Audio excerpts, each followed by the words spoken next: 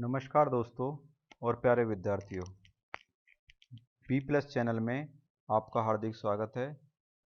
आज के वीडियो में हम स्पर्शरेखीय एवं अभिलंबिक वेग व त्वरण पर आधारित कुछ समस्याओं को हल करेंगे। पिछले वीडियो में भी हमने स्पर्शरेखीय एवं अभिलंबिक वेग व त्वरण पर आधारित समस्याएं हल की थी।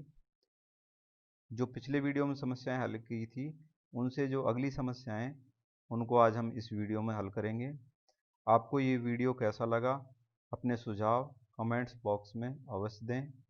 यदि आपने चैनल को अभी तक सब्सक्राइब नहीं किया है तो चैनल को सब्सक्राइब कर बेल आइकॉन को ऑल पर सेट कर दें ताकि मेरे आगे आने वाले वीडियो आपको तुरंत मिल सकें। तो चलिए समस्याएं हल करते हैं।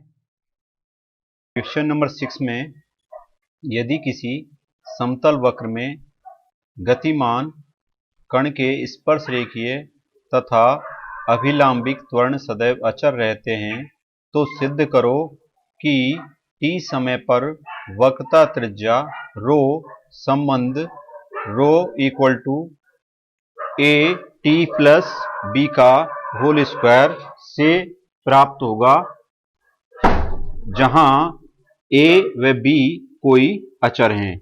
यानी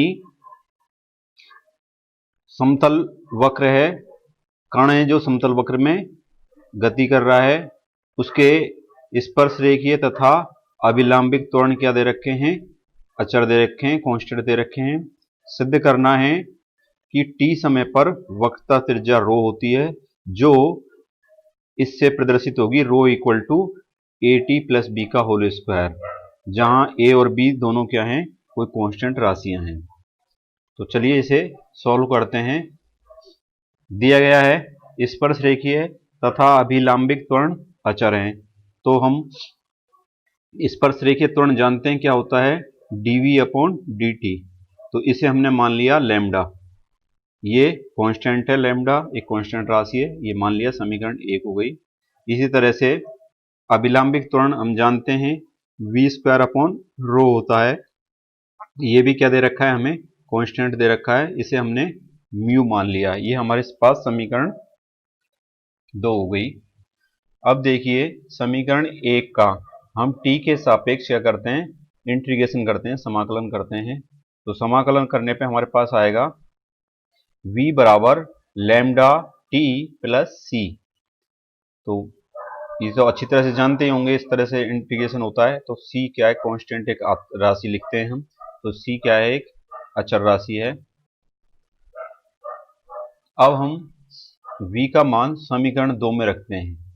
तो समीकरण 2 में मान रखने पे इससे जो v आया है तो वो क्या हो जाएगा, समीकरण 2 थी हमारे पास, क्या था, अभिलंबिक त्वरण, वो होता है v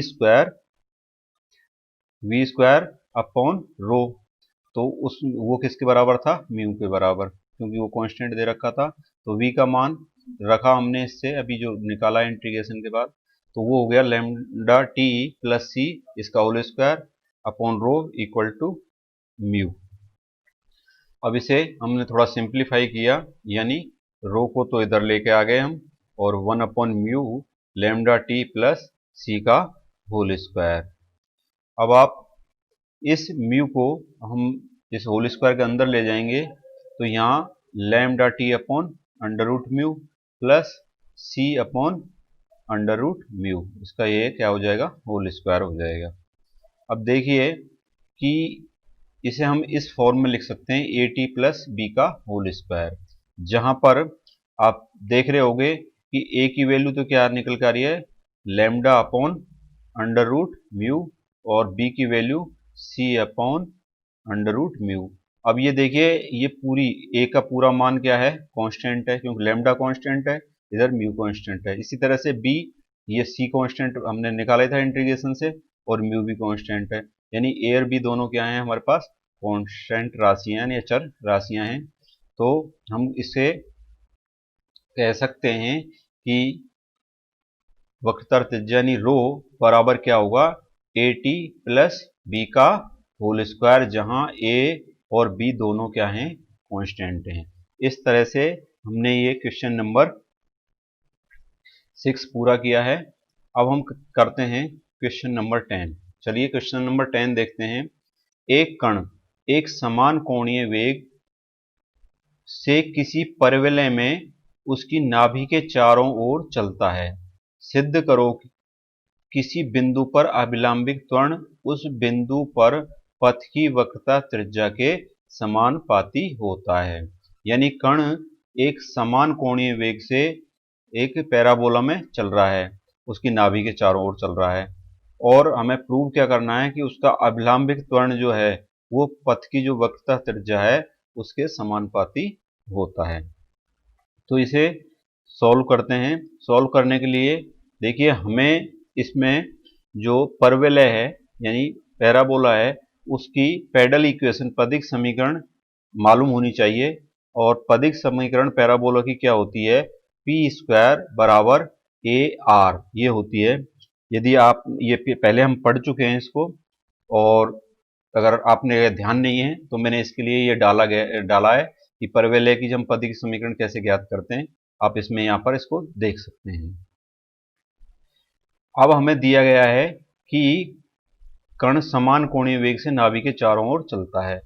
तो कोणीय वेग क्या होता है कण का, D theta upon D T. तो ये क्या है, कांस्टेंट है, अचर दे रखा है, ये हमें प्रश्न में दिया हुआ है ये। तो D theta upon D T क्या होगा, कांस्टेंट होगा। अब हम जानते हैं कि हमने जब कोणीय वेग के बारे में पढ़ा था तो वहां एक रिलेशन आया था हमारा कोणीय वेग और रेखीय वेग में संबंध। वो संबंध था D theta upon D T बराबर V P upon R square. ये हमने लिखा है कोणीय वेग और रेखीय वेग के संबंध से, पहले इसको हम पढ़ चुके हैं। अब आप देखिए इससे इसके इस जो संबंध है इसे हम इस तरह से भी लिख सकते हैं, v बराबर आर स्क्वायर यानी D theta upon D T की वैल्यू क्या रख दी हमने, c रख दी। तो ये हमारे पास v बराबर क्या आ जाएगा, R square C upon P. यानी यहां हमने इसको c मान लेंगे तो v बराबर ये हो जाएगा R square C upon P. ये हमारे पास इक्वेशन 2 आ गई। अब नेक्स्ट चलते हैं हम समीकरण ए का आर के सापेक्ष अवकलन करते हैं। जो पहले इक्वेशन मानी थी हमने, इक्वेशन ए1 क्या थी, पेडल इक्वेशन जो थी वो हमारी, उसका हम जब डिफरेंशिएशन करेंगे तो आर के सापेक्ष तो क्या आएगा, 2p dp upon D R equal to A. अब dp अपॉन डी आर को हम इस तरह से लिखें, डी आर अपॉन dp, तो क्या आ जाएगा 2p अपॉन ए।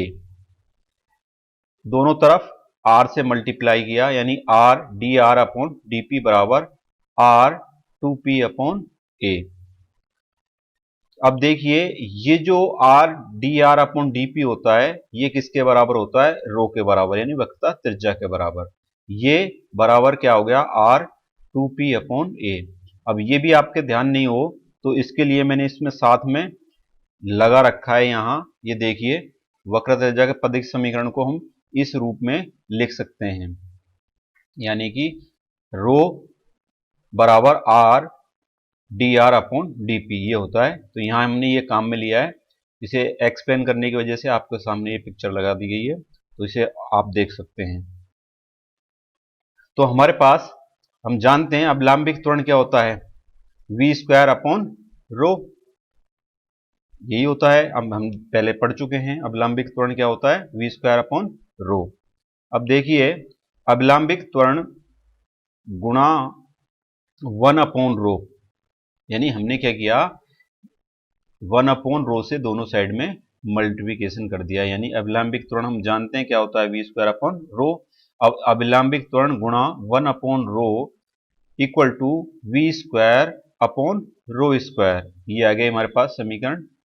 अब समीकरण 2 और 3 से v तथा रो के मान रखने पर, यानी जो अभी हमने निकाला है उसमें v और रो के मान रखे, तो अभिलंबित त्वरण into 1 upon rho equal to क्या आ गया था हमारे पास, V square upon rho square. तो यहां तो v का मान रखा हमने इससे, तो समीकरण 2 से रखेंगे v का मान, तो ये हो जाएगा R square C upon P, इसका होल स्क्वायर कर दिया। इस तरह से रो का मान रखा हमने 2p आर अपॉन ए इसका स्क्वायर।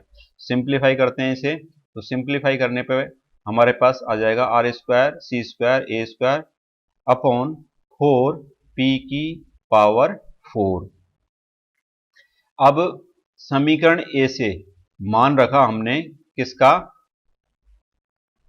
पी स्क्वायर का, तो ये आ जाएगा हमारे पास R square C square A square 4 A R का होल स्क्वायर, यानी हमने यहां इसका मान रख दिया, पी स्क्वायर का मान ये होता है P square equal to A R, क्योंकि पदिक समीकरण से तो ये इसका स्क्वायर होगा, क्योंकि यहाँ घात 4 थी तो यहाँ घात 2 हो जाएंगी। अब इसे सिंप्लीफाई करें तो हमारे पास आ जाएगा सी स्क्वायर अपॉन 4। अब देखिए अविलंबिक त्वरण, ये था हमारा जो निकाला था हमने सी स्क्वायर अपॉन 4 निकाला था, वो क्या था, अविलंबिक त्वरण इनटू 1 अपॉन रो। अब ये खाली अविलंबिक त्वरण देखें तो अविलंबिक त्वरण के लिए बराबर सी स्क्वायर रो अपॉन 4, यानी ये जो रो नीचे था इधर आ गया तो ये हो गया सी स्क्वायर रो अपॉन 4। अब देखें इसमें ये सी हमारे पास कांस्टेंट है, ये हमारे पास अचर राशि है ही है, तो क्या आ जाएगा रिजल्ट निकल के कि अविलंबिक त्वरण समानुपाती क्या है, रो। रो क्या है हमारे पास, वक्रता त्रिज्या है। यही हमें क्या करना था, सिद्ध करना था। तो हमने क्वेश्चन नंबर 6 और क्वेश्चन नंबर 10 आज यहाँ सॉल्व किए हैं।